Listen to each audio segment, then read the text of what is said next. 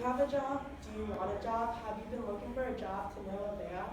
According to the Bureau of Labor Statistics, a person is considered unemployed if they currently do not have a job, have looked for work in the prior 4 weeks, and are currently available to work.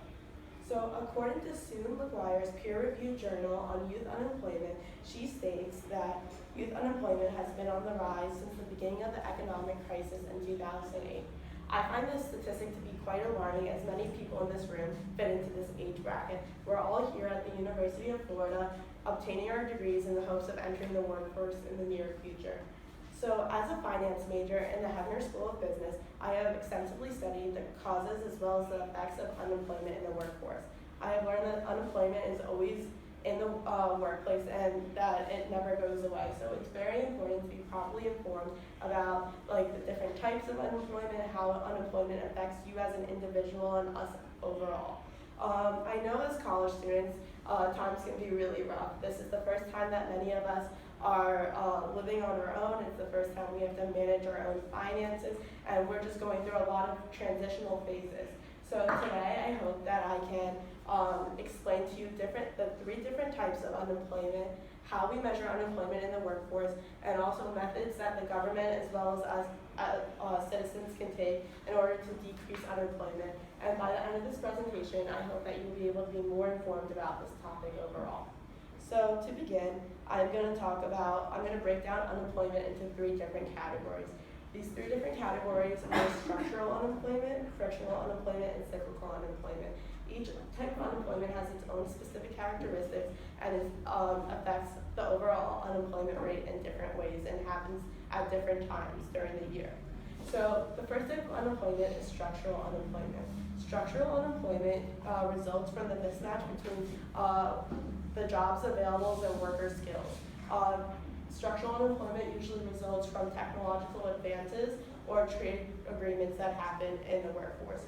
For example, robots have been replacing human unskilled labor and leaving people jobless. Also, trade agreements such as NAFTA have relocated factories and again leaving people jobless. The next type of unemployment is frictional unemployment. Frictional unemployment is always present in the economy. This results from the temporary transitions between jobs that many workers face. Econ an open initiative compliant collections of microeconomics compares frictional unemployment to the transaction cost of getting a new job. Lastly, I'm going to talk about cyclical unemployment. Cyclical unemployment results from times of economic recession. So cyclical unemployment increases during a recession and decreases during times of expansion. For example, an auto worker may be laid off during times of recession because the demand for cars decreases. Now that I've talked to you about the 3 different types of unemployment, I'm going to talk about how the government measures unemployment in the United States. As you can see from this graph, unemployment rate can change greatly from year to year. You may be wondering how we measure this rate or why we even go through the trouble to measure this. So the government works together with the Bureau of Labor Statistics and the U.S. Bureau of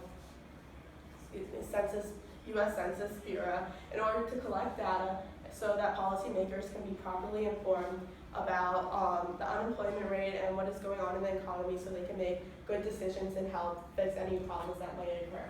So the U.S. Census Bureau and the U.S. Bureau of Labor Statistics, every month they come out with this CPS, known as the Current Population Survey, in order to measure the rate of unemployment in the workforce.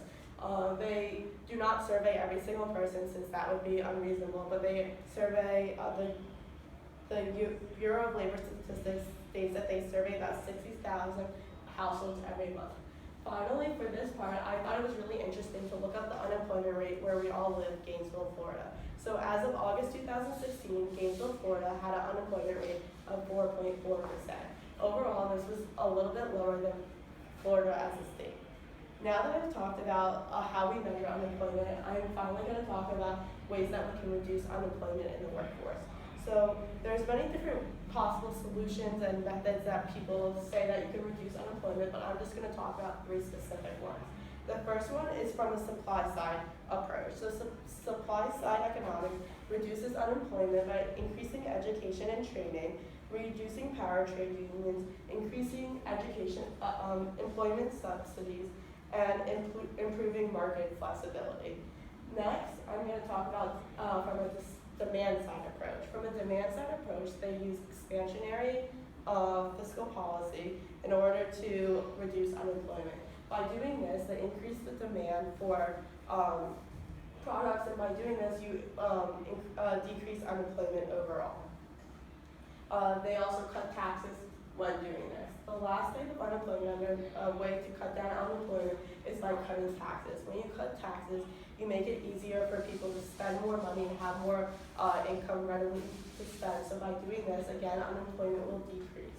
So after talking about the three different types of unemployment, which is structural, frictional, and cyclical unemployment, ways that the U.S. measures unemployment, and then finally how measures that can be taken to reduce unemployment overall. I hope that you have a better understanding of unemployment in the workforce and that you're more informed that even though unemployment will always be present around us, that you're not alone, that it might be hard at first to get a job, it's a very competitive market, but if you just keep on working hard, like you might have during frictional unemployment, when you're changed between jobs, you might be unemployed, but know that if you have any questions, if you need any help, feel free to ask me afterwards. Thank you.